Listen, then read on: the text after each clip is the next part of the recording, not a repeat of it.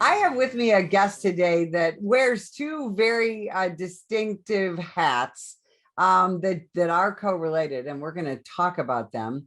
But he's the CEO of a well-known company in American law enforcement, but he's also a podcaster. But more than that, he's a storyteller, and he is a guy who wants to make sure that we don't forget our history in the law enforcement profession. Jon Becker, welcome to the show. Thank you so much, Betsy. Appreciate you inviting me. So first, let's talk about AARDVARK Tactical, which I just love the name. How did you get involved in this company, and what do you do for American law enforcement? So I founded AARDVARK when I was 17 years old, my first year of college, doing rock climbing equipment. And I sold ropes and harnesses and those kinds of things. And I felt like I needed to know more about the equipment than my end user did, because I didn't want to be a sales guy. And so I learned a lot about the product. And I started to deal with SWAT teams and military special operations groups quite a bit, who were buying rappelling gear from me. And that turned into, hey, can you get us this? Can you get us that? And I was lucky enough to hook into the guys who were the founders of modern tactical science. It's just by dumb luck. I always say my story is kind of tactical Forrest Gump. I've been in the right place at the right time a number of times. And so I was fortunate enough to early in my career meet many of the guys who were responsible for the growth of special tactics in the United States and the initial training and those kinds of things. And that was ultimately what gave rise to the business. And now it's a large military and law enforcement distributor and manufacturer and integrator. Now, you know more about special weapons and tactics, what we call SWAT, than a lot of cops do. So I want you, one of the things I want you to do is explain to people, why would a SWAT team need ropes and climbing equipment? And I say this as the wife of a guy who went to LA SWAT school, and one of the pictures we have framed is him climbing down rappelling down this tall building. Talk about the need for that and the equipment necessary. So I think originally the idea behind it was kind of a military idea of morale building and confidence building. But in modern special tactics, ropes serve a number of purposes. One being access difficult locations. This weekend, you saw New York Fire rescue somebody with ropes work that would have otherwise died for sure. But you think about law enforcement finds themselves in difficult situations where people are injured at elevation. They need to access high locations. They need to be able to climb. Units like LAPD, LA Sheriff, New York ESU are dealing with people who might climb a bridge and say they're going to kill themselves. So there's still a big place for rope work in law enforcement. And that was the genesis of the business. And obviously the business grew way out of that as it grew, but it was a very good anchor for the business when it first started.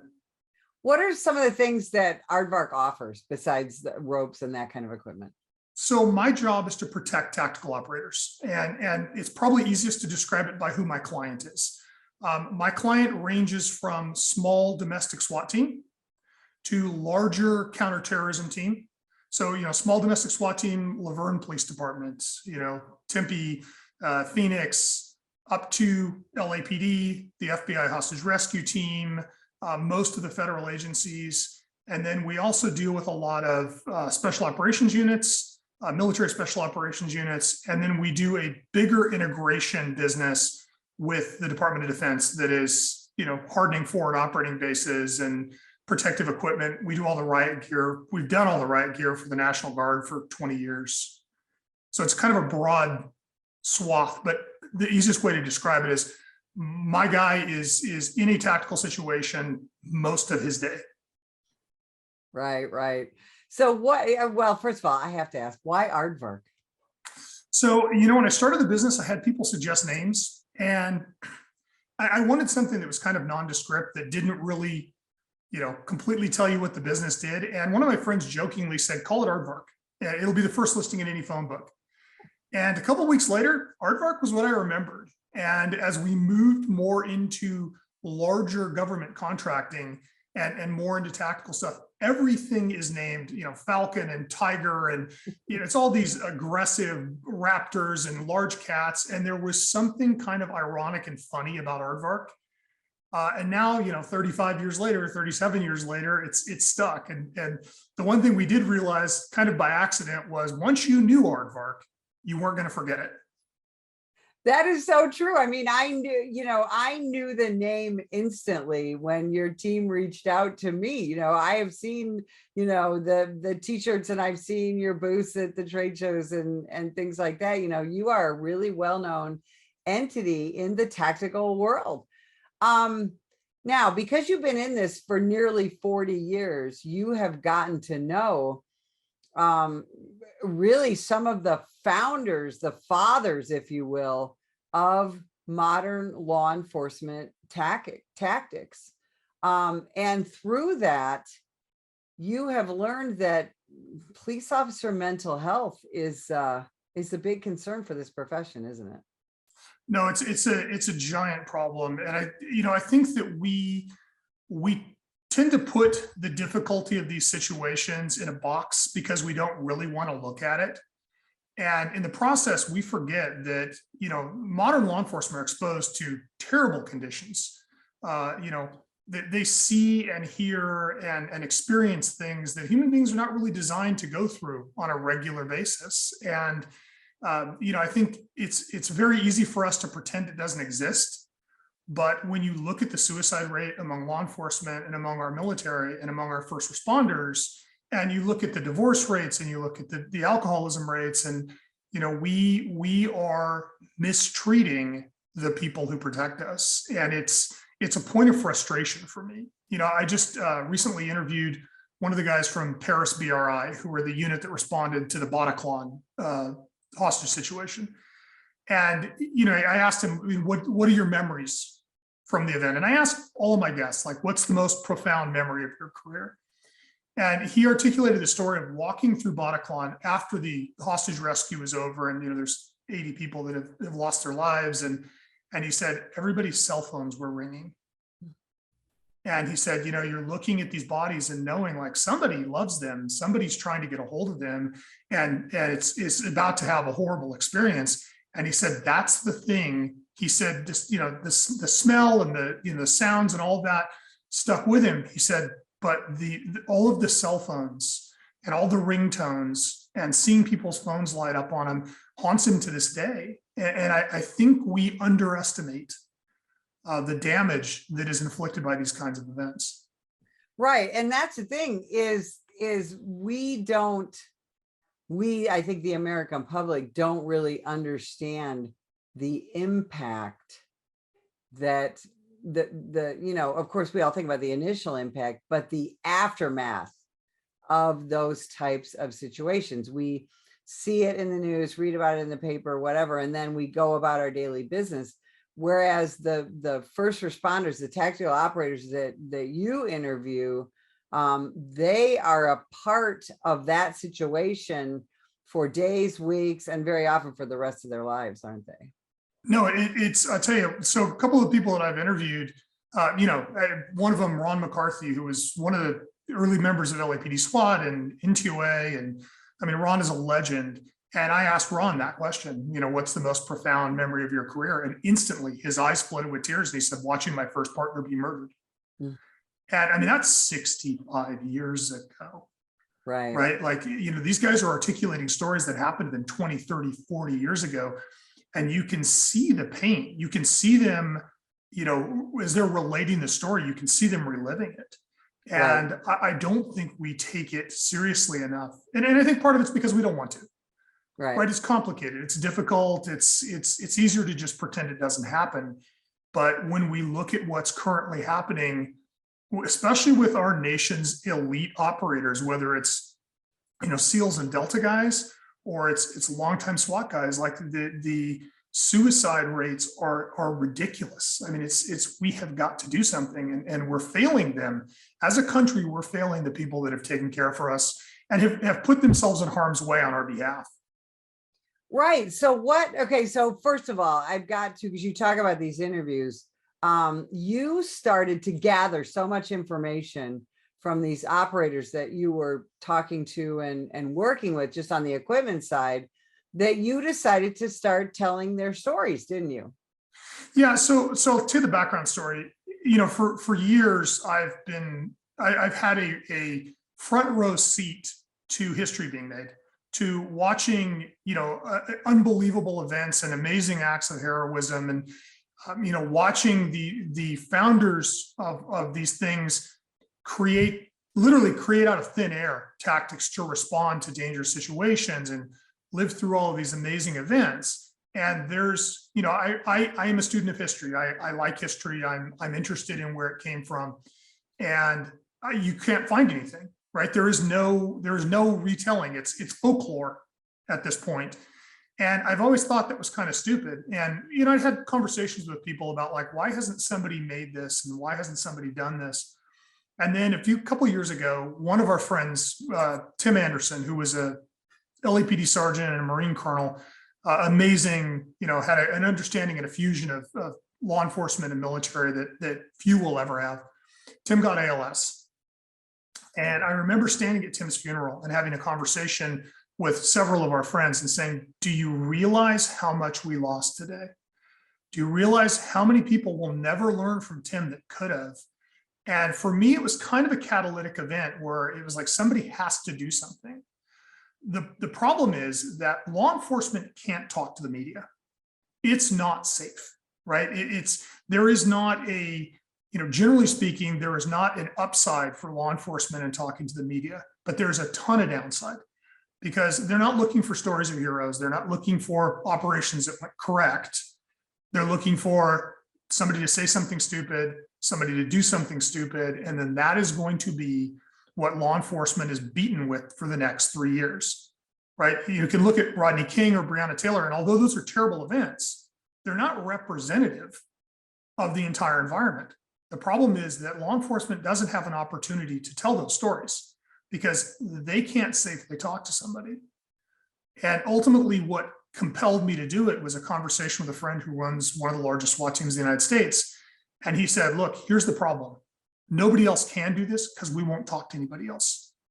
So if you want to do this, you're going to have to do it, because we know we can trust you, and we know that, you're not going to use this footage against us.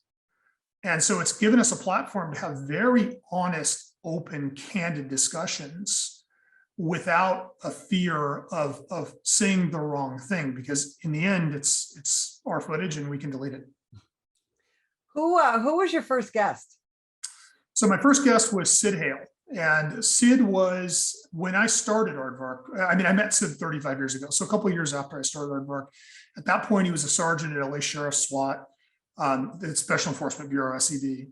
And Sid was one of the first guys that took me under his wing and trained me. And, Sid would invite me, hey, we're doing this class. Do you want to come down? Yep. Hey, we're going to go do a warrant. You want to go with us? Yep. And so Sid had a profound impact on my career and a profound impact on me as a man. And Sid was one of the people that I was talking to at Tim's funeral. So it made sense that Sid would be the first interview, because he had a massive effect on my career, and AARDVARK would not be AARDVARK without Sid Hale. No doubt in my mind. My life is different. My business is different. So he was going to be the first, thing. And he had just had surgery. And I said, we don't have to do it. We had the studio set up to do the interviews. He said, no, let's do it now. Little did I know, 6 weeks later, Sid died. Kind of unexpectedly. Right. So, in a great moment of irony, the guy who encouraged me to do it, to capture the stories, ended up being the first story that we captured and would have lost.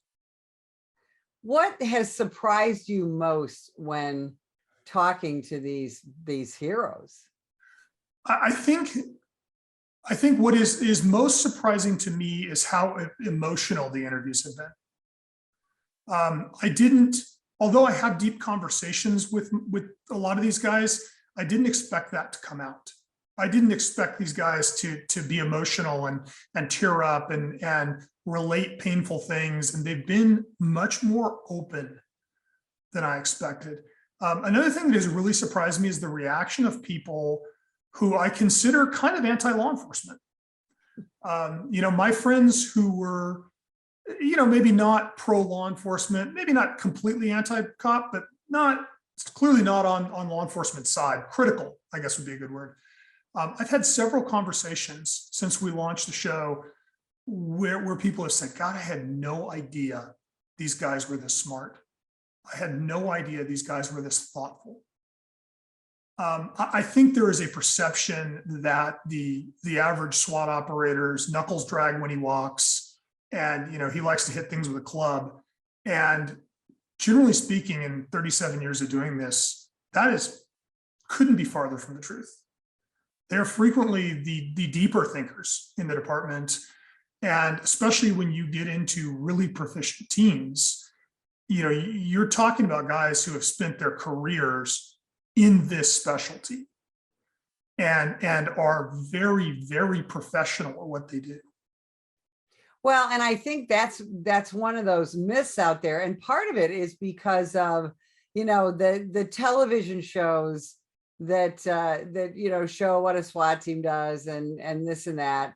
And then also, again, just that little snippet of information that people tend to get about, a SWAT operation, about the service of a search warrant, things like that, where they don't get enough information. And so just like you said, they think that these guys are a bunch of, knuckle dragging morons that just put on a bunch of gear and bust in a door willy-nilly.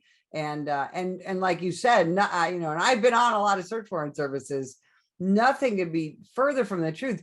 Tell people, without telling them everything, how much planning goes into your average operation. So it's interesting. That's one of the things that we talk about. We talk about in several of the interviews, we talk about selection. We talk about kind of planning and I think that's one of the things that surprises people is how detailed everything is. Now, certainly, history is replete with examples where that didn't happen and it didn't go well. The problem is that we only hear about that, right? We hear about man bites dog. We don't hear about the, 999,000 times it goes correct. We hear about the one that goes sideways. One of the more interesting statistics that came out of our early interviews was the current one of two lieutenants that runs LAPD D platoon, which is LAPD SWAT, shared with us some statistics that they've measured over the last 13 years. And when LAPD SWAT is activated, it is a serious operation. They don't serve very many search warrants. Everything is pre-vetted. It is, when you push the big red SWAT button, something has really gone wrong in the city of Los Angeles, right? It's a criminal, a felon with a position of advantage and a weapon that won't surrender. That's what it takes to push that button. So you think about how that down selects the number of cases. And then one of the statistics he shared is that they use force of any type, and I'm talking about a wrist lock, in 8% of their cases. They use deadly force in 1.4% of their cases. So, you have a 98% chance after being a felon with a weapon who has refused to surrender of being negotiated out. And, that's the other things. A lot of these teams people don't realize how much these teams put into crisis negotiation and, how much training. I mean, every LAPD SWAT operator has 40 hours of hostage negotiation training, which is ridiculous. Everybody is a negotiator. And that's true in almost all of the major metropolitan teams, whether it's New York ESU or LA Sheriff's SEB, like all of these teams have this amazing negotiation component. So most of the time, they are able to talk people into surrendering. How does defunding a police department affect these teams? It's interesting, there's been this big push to defund law enforcement. And I think what we don't understand when we move to defund law enforcement is what we defund is training. What we defund is kind of the sharpest part of the sword, right? Because police departments have to have patrol units.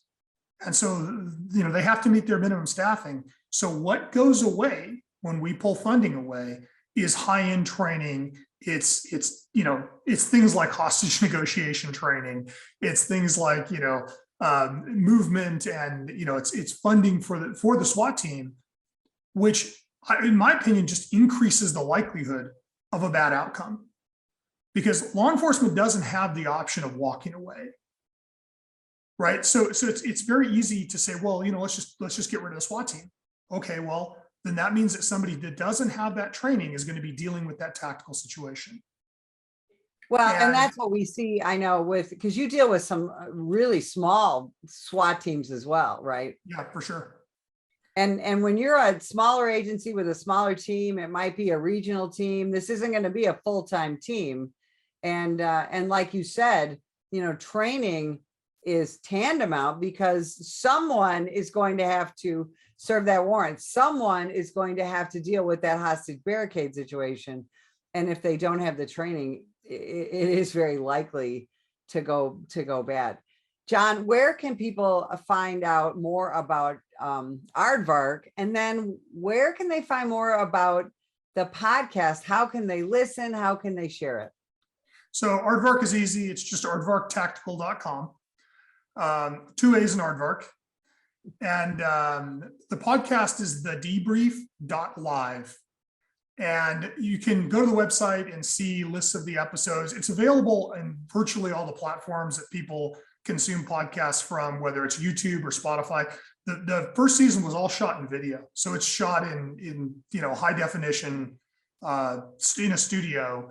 And so, I would suggest watching it on YouTube if you have the time. But we're finding most of our users actually are listening on Apple Podcasts or Spotify frequently while they're working, which is great. Absolutely. Jon Becker, thanks so much for spending time with us today. And if you would like more information about the National Police Association, visit us at nationalpolice.org. Ma'am, put the gun down! Put the gun down! Last year, law enforcement officers were involved in hundreds of thousands of use of force incidents. A use of force incident is when an officer must use nonverbal tactics to gain control of a dangerous situation. Put the knife on the ground. In many cases, officers have no choice but to use force when a suspect doesn't comply with a lawful order. Use of force is always ugly. No one likes it, especially police officers. Together, we can help de-escalate these dangerous encounters. Help police officers by complying with their lawful orders. Don't attack, attempt to disarm, or flee from an officer. Use of force is an officer's last option. Most incidents can be avoided by not resisting arrest. If you feel you've been wrongfully detained by a police officer, then seek a legal solution after the encounter has been resolved. Let's keep everyone safe. Comply now and complain later.